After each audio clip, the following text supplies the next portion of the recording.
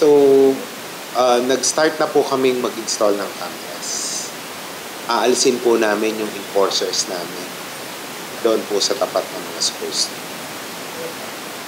Dahil ang nangyayari po parang napapagbintangan kami na yung mga enforcers namin ay tumatanggap ng lagay para instead na i-manage yung traffic, ang nangyayari po daw ay ang pinoproteksyonan ay yung mga nag-o-obstruct pa. Kaya more likely i-pull out po namin yung mga enforcers namin. At yung pong CCTV manghuli.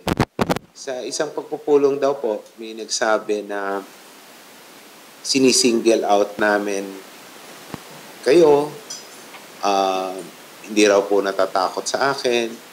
Well, wala naman pong dapat ikatakot.